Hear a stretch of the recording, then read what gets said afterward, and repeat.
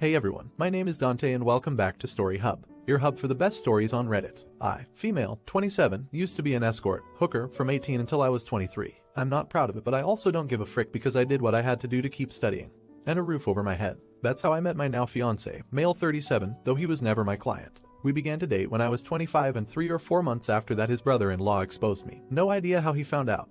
Because there's no way my fiancé knew and thus we had to come clean in front of his whole family. Yes, I did that. Yes, he knows. Yes, he doesn't care. It was 2 years ago. At that time, we got over it. After that there was a span of 3-4 months in where my mother-in-law and some of my fiancé's aunts and cousin policed their husband when I was around. It was really weird tbh because these dudes were like 40-60 and I wasn't that desperate. So my fiancé shut their bullshit hard, and even when his family still gives me the side eye from time to time, we thought it was behind us. He proposed last year and 5 months ago we found out that I was pregnant. We were really happy about it and we told his family as soon as we knew. His sisters and young brother were happy for us, but his mom took me aside and begged me to be honest with her and asked if this was really my fiancé's child. I was taken aback, but I just rolled my eyes and said yes. She gave me some shitty speech about how she only wanted to make sure and that she was happy to be a grandmother. Well, last weekend we were at his parents with his family and some of his friends and we were talking about the name, how he might look. Small talk, we will love him regardless, but there's always some "oh, I hope he gets your nose. Yeah, I like your eyes. I hope he gets them" comments. And my father-in-law said that he and his children have a birthmark in the inner thigh. And that even his grandchildren, one of my sister-in-law's kids, got them, so our baby might too. And then he said, but how can we know from who he got it?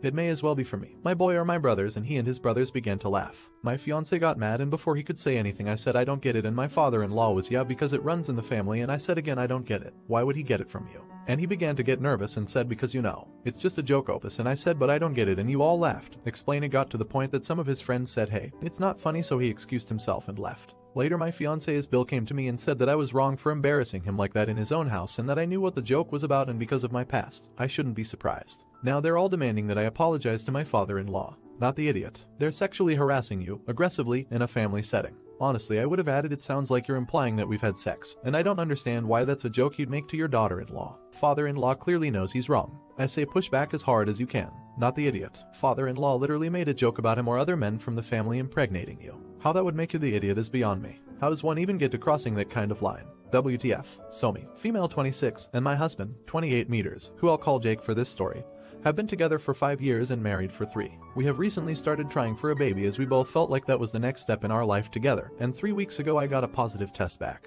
We were really happy and told our families, and now my mom and mother-in-law want to throw a big baby shower for us. It was just super good news all around. Well, 2 nights ago me and Jake were getting ready for bed when he reminded me to go through the house and make sure all the lights were off. Now he can be a little lazy at times, and it has become a nightly routine for me to make sure all the lights are off that he leaves on before we go to bed. I wasn't feeling very well and asked if he could just do it since he wasn't doing anything and was literally standing by the door. He then tells me no, this is what is expected of you every night. I was a little hurt, but I didn't want to fight with him, so I just did it. When I came back, Jake goes on this very long and unprovoked rant saying things like just because you are pregnant does not mean anything will change and you are still expected to cook, clean, and do all the chores every day, because how can you be expected to be a mother if you can't handle a little work? He wasn't yelling or anything. He was talking to me quietly like he was 2 inches tall. I was shocked because I had never heard him say anything like this. The rant went on for about 30 minutes before I interjected and asked, well, what do you plan on doing to help me with all of this? He then got extremely defensive, saying he works his ass off at his job to provide for me and what is going to be our future children. For context, I don't work ATM. My job was not paying enough to justify me going, so I am a full-time college student. He ended by saying that it doesn't matter how I feel physically or mentally. It is a mother's job to push through, and if he helped and babied me I wouldn't be a good mother. I got extremely upset and started yelling, and I said that I wish I would have known this is how you felt before I got pregnant with your baby. There was a moment of silence before he started crying and he left for the night to stay at his mother's house. He hasn't been back yet, and my mother-in-law and sister-in-law have called me berating me and saying I broke Jake's heart with what I said and I need to apologize immediately, and until I do he isn't coming home.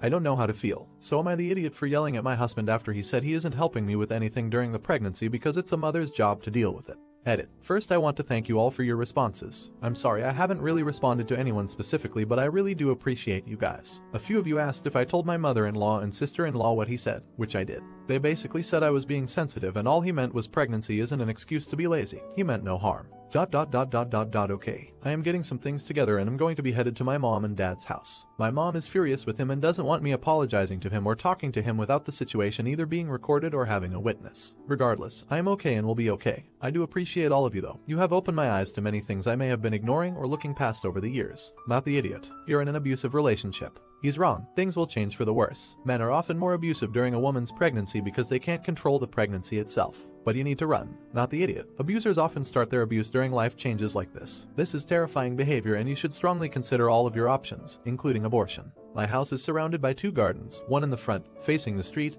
and one in the back, bordering my neighbor's gardens. When my parents and grandparents moved into our house 26 years ago, they planted a thick hedge around the entire property. They also installed a rose arch over the pathway to our front door, and my grandfather was always busy keeping up the garden, planting, weeding, keeping everything very tidy. My grandfather died in 2002, and after that, the garden was neglected for a few years as my parents were still working and my brother and I were in university school. But then, in 2005, my mom read something that said we should plant stuff to help the bees, and she took over the gardens, planting lilacs, rhododendrons, roses, and various berries. Later, we decided to also install raised garden beds with various kitchen herbs. My mom is now over 70 years old and has officially given the house over to my brother and me, so that we won't be taxed on inheriting it when she dies. Since then, I've been sporadically taking care of the gardens. I like them in their wild shape with all the birds, bees, bumblebees, and butterflies flying around. In autumn we get hedgehogs, and we've been visited by a fox recently, which sent my cats into a panic. Really quick, if you're enjoying the video, don't forget to drop a like. Then, recently, we received a letter from the city stating that our garden was interfering with the safety of the street, because the hedge was overgrowing the pavement and contained poisonous berries which were a danger to children.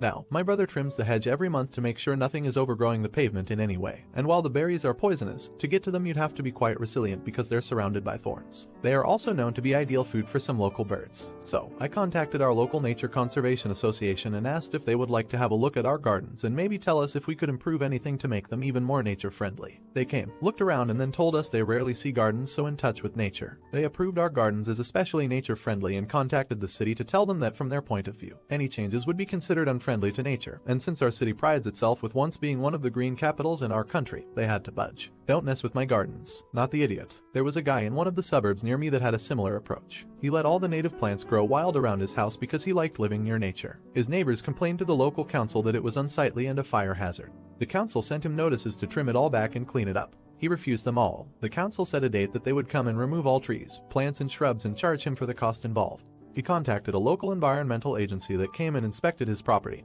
and they found 2 species of endangered birds had nested there. One was assumed extinct. After that, there was nothing they could do as the birds were protected by law. I just told this story at a gathering over the holidays when a family member asked if I, a female, experienced sexism while serving in the military. On the whole, I had a great experience serving and most of my coworkers were really amazing. Except for Brad, fake name. Brad was the living worst. He was a lazy, know-it-all, but really only a know enough to get by and keep up appearances, misogynist. During our first in-office interaction, he leaned back and said, totally unprompted and completely out of context, "Yeah, I've never met a woman who was smarter than me," to which I immediately replied, "That's weird, because I've met a lot of women smarter than you." Thus began our Cold War. Part of our job was to maintain a certain level of knowledge and proficiency among an array of different topics and specialties. We had a whole book that we were more or less supposed to know front to back. Because this was part of my job, I made sure to stay proficient. Not everyone thought this was important. Now Brad, the smartest person in the room, was in the training shop and was in charge of creating and proctoring our weekly proficiency and knowledge tests, a test which I aced every week, scoring higher than the males, who did not care that I scored higher, and even catching errors that Brad would make. Brad's fragile ego could not allow him to admit that me, a gasp woman, knew even more than the other men and sometimes even more than Brad himself. So he would find arbitrary reasons to fail me every week. Didn't like the specific color of blue ink I was using. Fail. Didn't like that I abbreviated my rank when signing the test. Fail. Didn't think I put enough thought into choosing the multiple choice answer. Fail. Walked into the testing room before him, thus invalidating my test results. Yes, literally. Fail. We all laughed off this behavior because he was only making himself look insane. And my unit commander saw that I was getting all of my test questions correct. Again, it was my job to know that stuff, so he was unfazed by my 0% scores. Not to mention, this was all internal testing, so no one outside our org ever got the results. Not really a big deal. Until Brad decides that he needs to nitpick a non-issue. He decided that instead of doing his weekly test, he was going to spend the hour lecturing us on how to properly classify presentations. Evidently, a female in the office had misspelled a classification on a slide, think classified versus unclassified, thus creating a major security breach. She didn't. Now don't get me wrong, using proper classifications is incredibly important and is top priority in creating a presentation.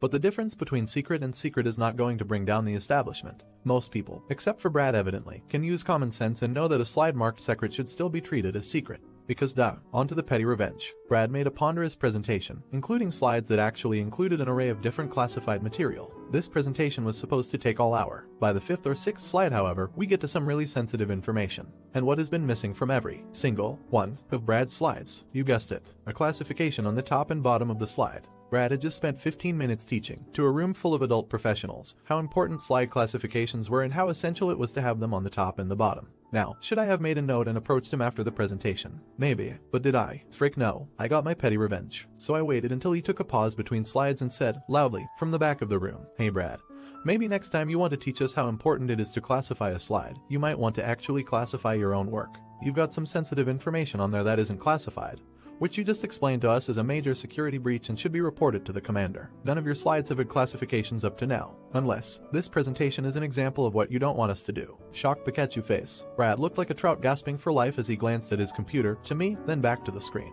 Everyone started laughing and two of our superiors actually got up to leave saying they had things that were actually important to get to. Sometimes the best revenge is just knowing how to do your job and do it well, despite the Brads of the world. Thank you for watching, and if you enjoyed, don't forget to like and subscribe.